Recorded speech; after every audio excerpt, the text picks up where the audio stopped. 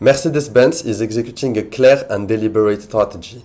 Under their CEO Ola Kalenius, the company is really moving away from the volume and toward ultra-luxury, focusing on high-margin vehicles such as the Maybach, the AMG, the G-Class and the S-Class.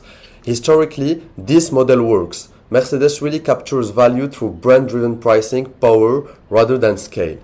But the industry has fundamentally changed. Electric vehicles are no longer defined by mechanical engineering, but they are defined by platforms. And platform economics requires scale. This creates the core tension. The strategy that maximizes the margin today by reducing volume directly undermines the scale required to compete in electric vehicles tomorrow. At the same time, every structural force is moving against Mercedes. Battery suppliers like CATL and LG Energy Solution now hold real leverage. And there are also Chinese manufacturers such as BYD, NIO and Aito that are competing in software, technology and user experience rather than the price. And on top of that, rising protectionism adds another layer of pressure. Potential US tariffs on European import risks compressing margins in one of Mercedes' key markets, further limiting its ability to self-fund the transition. So, the result is simple. Mercedes is optimizing for profitability in a system that increasingly rewards scale, while its key profit pools are becoming less reliable. Roman, what do you think? Hello.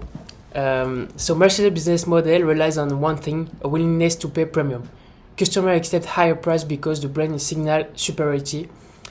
That premium is now under pressure, particularly in China, which represents roughly one third of global sales and a disproportionate share of profit.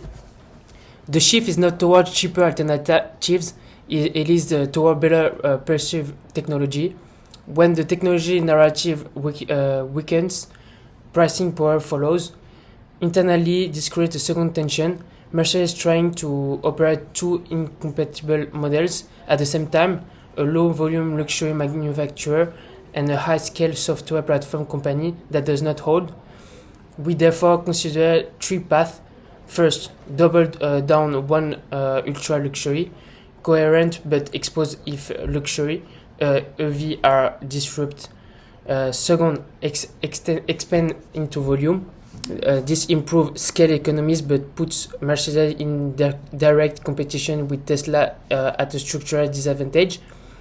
The third one is pursue a strategy partnership, sharing platform, develop cost while preserving brand positioning. Only one resolve both tensions. Okay, so we recommend the strategic partnership because this is not optional, it's a structural thing. The next generation platform called MBEA cannot be founded as like luxury volume alone.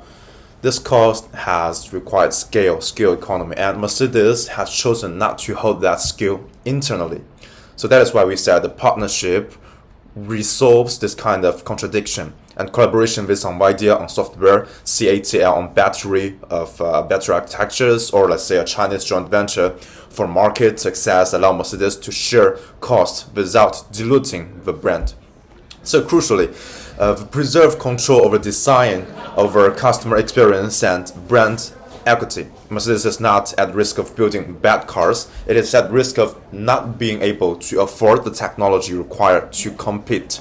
So that is why we say the partnership fix that without changing what Mercedes is.